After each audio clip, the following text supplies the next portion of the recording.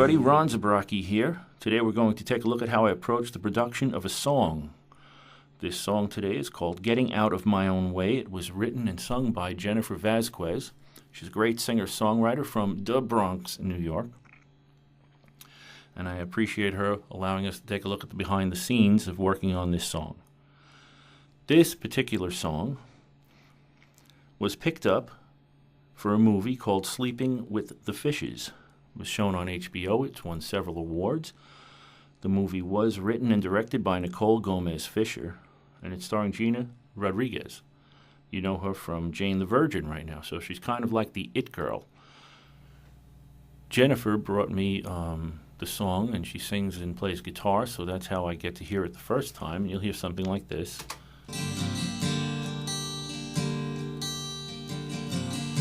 Don't want to go back to where I started. See, I just lowered that down. Very simple song, the way you hear it at first. And what I like to do is check out the lyrics, check out the her basic arrangement, see if there's anything that I can add to it. I like to get inside the song. So she brings me this song, and she leaves it with me as a, just as a track to listen to as a guitar and vocal. And as I'm listening to it, I'm immediately getting arranging ideas and instrumentation ideas, things like that. I heard the message about the song is about letting go and about trusting your own instincts. So I got to work. The first thing I like to do is have a scratch guitar down. That's already been erased.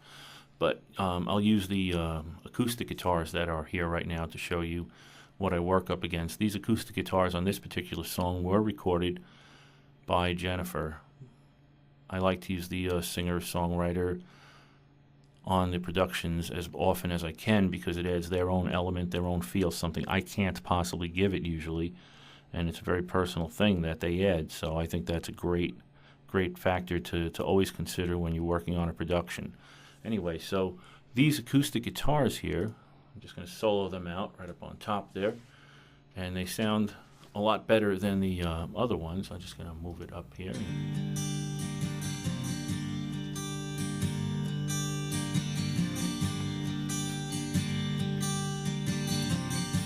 I have them double tracked, and I keep them mic'd up fairly standard with an R121, a Royer ribbon usually, or perhaps a condenser. I don't remember in this case, but if I'm going to double track it like I usually do, and in this case it is, we'll keep maybe the Royer on one side, the condenser on the other side. Maybe I'll shift the position of the mics. It's all according to feel.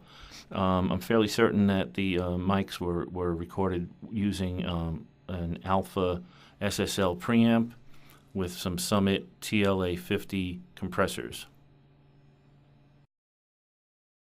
Okay, after I have the acoustics done, I like to start to add the drums. In this case, we didn't use a real drummer. I recorded the drums using samples. In this case, I believe it was the BFD sample library for its realism and power. They're very thick-sounding drums, succulent, beefsteak, tomatoey. So I will record them using the fingerstyle on a keyboard, but when I'm done, I separate them out. You will notice with the mouse over here, we have a kick drum here, a side stick, snare, toms, top, shaker, tambourine. Well, actually, the shaker and the tambourines are actually live. I always use live percussion. So it doesn't hurt you always to invest in a good tambourine and a couple of shaker eggs, because having a live element, especially when using programmed drums that are quantized, set in time to a grid, it adds a real live element to it of niceness. So always remember that. So when we have the acoustic guitars going, we keep them up there, and then I kick in the drums.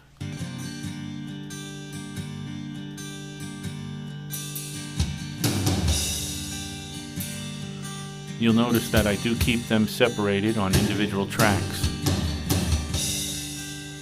You hear the power, the arrangement, it's just things that I like to add. We'll shift ahead a bit so you start to hear the groove change up a bit.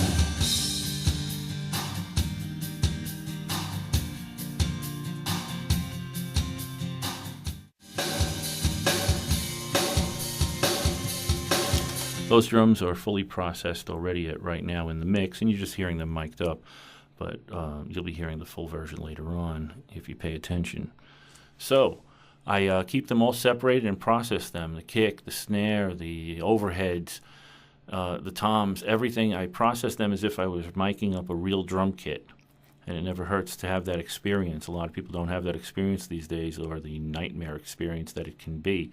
But try your hardest to get yourself miking up a real drum kit, and you'll have a better understanding of your samples and how to better make them sound more like the real thing, because that's what it's all about, isn't it?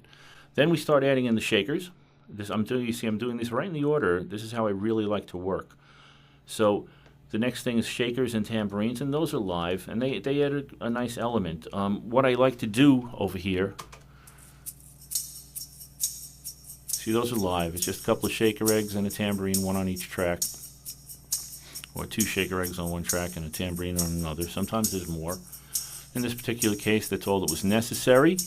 Any mic will do for that, I find. I don't get too crazy about that. I know some people can obsess over these things, but I didn't. Sometimes I just use my talkback mic, whatever I've set up. Right now I'd be using an Octavia MK012-012, but it wouldn't really matter to me if there was a 57 or a Neumann here. So just to mic them up and get going. The bass would be next. So we add the bass in. In this particular case, I used my trusty Dean bass plugged into a Presonus Eureka. How do you like that? Now I have Universal Audios and Vintech Dual 72s and SSL, some pretty high-end expensive preamps. And in this case, for the bass, I chose the Eureka. If you get a chance to get your hands on one, they're incredible. Oh, my God. It's just one of these things. I've compared them to Avalons, and I don't know. I mean, you don't have to believe me, but it's a secret weapon of mine, and it's out there now. They don't make it anymore. Eureka is made by Presonus. They make some other fine preamps. So don't shy away from that company. They have some good stuff, and in this case, I use the Eureka. It has a compressor and an equalizer, and it adds a nice growl, a nice bottom. It's just a great channel strip. So there you go. Let's hear what the bass sounds like a bit.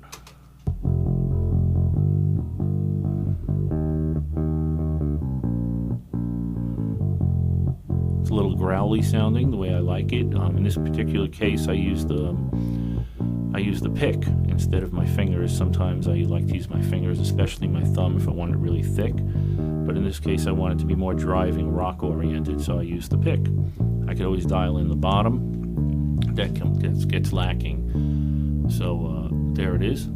That's what I do with the bass on this particular song. After that, we move on into the clean guitars. I'm going to scroll down.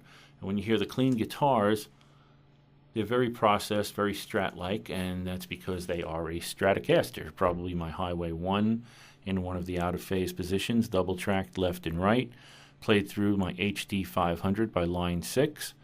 I did not have my JTV 89 at the time. That's become more of my workhorse for a lot of these basic guitar sounds.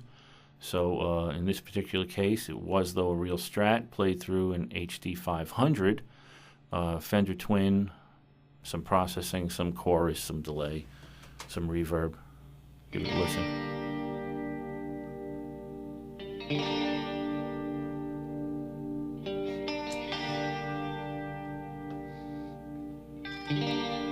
Start adding in the other things.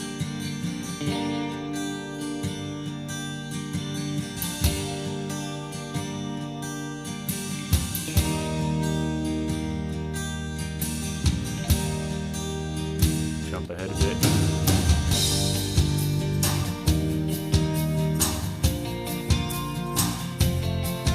Little arpeggiated lines. Add some interest. Then into the chorus.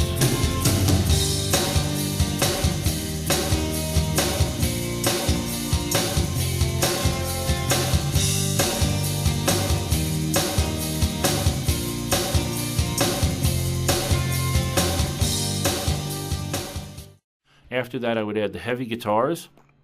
In this case, it says Les 1 and 2, so I know it's a Les Paul. Real Les Paul once again. This would be a 1960 classic Les Paul Gibson.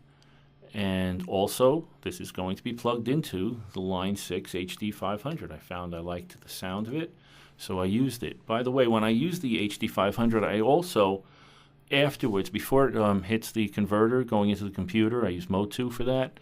But before I do that, I like to send it into my Vintech Dual 72, sort of like Neve preamps.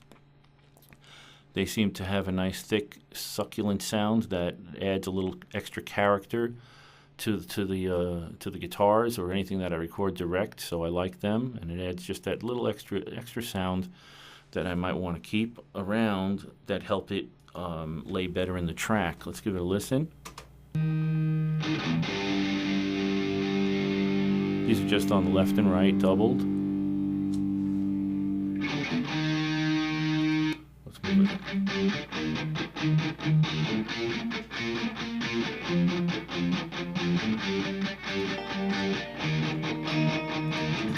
Just all the guitars right now for a minute.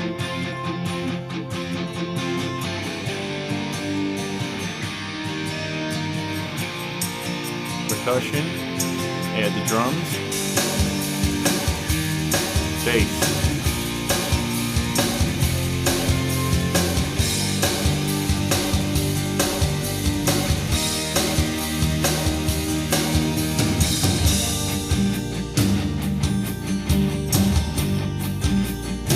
Now the song is getting, the parts have some definition going from the verse to the pre-chorus to the chorus, and I always got to keep that in mind.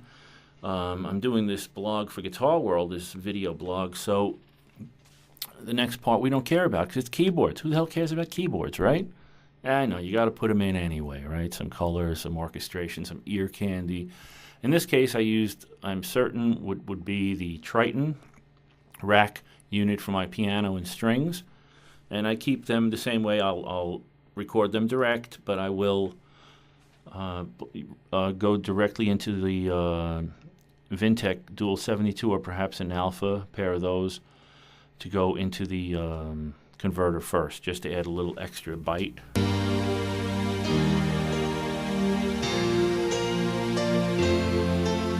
And I'm playing all these instruments myself.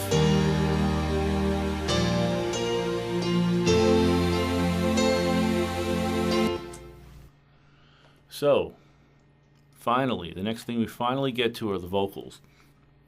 Vocals are important. Jen has a great voice. I did not have to tune. I'm so happy about that. I'm certain I recorded her voice going into a Universal Audio 6176. It's a combination 610 preamp and 1176 compressor. It really has a great throaty sound. I'm certain I used a Neumann microphone on her, a TLM 193 microphone that fits her voice and all female voices, especially into this incredible preamp and compressor. And when I do that, I like to get multiple takes. So down here I have 4 takes, take 1, 2, 3, and 4. That seemed to be enough. And then I comped them. This is the comp vocal track right here. Notice all the little things that are in and out, and that's just me just catching breaths and editing things together. There's an echo track because there was one word that had to be echoed. So just sometimes, you take an effect and you place it on its own individual track. So you might hear that. And now I'm saying exactly what I mean. I can't let fear control me. See what I mean? So the echo comes in on its own track. And there you go.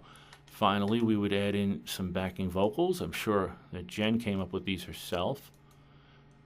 And when you play them, maybe with just the acoustic guitars, you can hear what's happening with the backing vocals, what they could add. The struggle with what I see and what I choose to make of it comes down to this one thing: my life can change if I stay stuck in yesterday. So I'm getting out of my own way. I remind myself again and again, and I'm getting out of my own way. I'm learning to trust these curvy roads more than the strain. When you put it all together, get something that sounds like this. Struggle with what I see and what I choose to make of it comes down to this one thing my life can change if I stay stuck in yesterday. So I'm getting out of my own way. I remind myself again. And that's not in full quality over here, but what will be happening is there'll be a link at the bottom of the video. You know, we put the information on YouTube. So you'll see those who are not seeing this in Guitar World can find the link to actually hear the full production with the full video for Jennifer's great song. Look up Jennifer Vazquez also and subscribe to her. But I just want to remind you about that. If you want to hear the full song and you're not checking this out in Guitar World, you're just on my site, please go to the information on the YouTube information section underneath the title. Open that, expand that part of the of my page up over there, and you'll see information with a link to her video. Now, just so you know, there's 26 tracks total used on this song. Some songs require 60. This one didn't. I find that when I'm in charge, I don't have to be as crazy as when I'm not in charge. In other words, when somebody else is producing, they want to be careful. They don't want maybe all the effects added at once. They want, I don't know, they want the guitars done so they can hear them without, so they can make maybe their own precious distortion and things like that. I'm completely against that way of working, totally against it. I think you hire somebody to do their work, to get their sound, to do all that. Some people just want too much control over everything. It's just not the way I work. So when I work on my own, I can get the sounds recorded the way I want them. I can commit, and I'm happy. And I find a lot of other people are happy like that too. But some people just want that control, so you have to give it to them. It is that type of business, but I am against it. And finally, once again, this is a perfect example of why every time you record anything, you should try your hardest to make it sound as beautiful as you can, because you never know where it's going to end up. We had no idea that this song would end up in a movie on HBO, an award-winning movie. We had no idea about any of this. So, whenever you work, whoever you work for, give it your best shot. All right? Thanks for watching. Thanks for listening. Thanks for subscribing. Thanks for reading. Thanks for just being you. So I'm getting out of my own way. I remind myself again and again. I'm getting out of my own way. I'm learning to trust these early roads more than the straight.